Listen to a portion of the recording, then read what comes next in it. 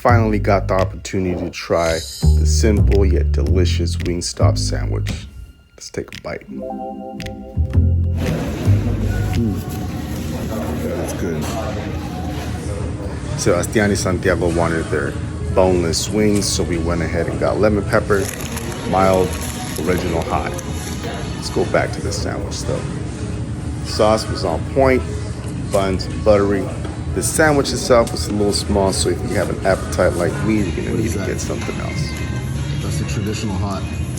Like that? Yeah. Wow, hold it by the Like I said, the sandwich is a little small, so it's time to dip these fries in some ranch. Last bite.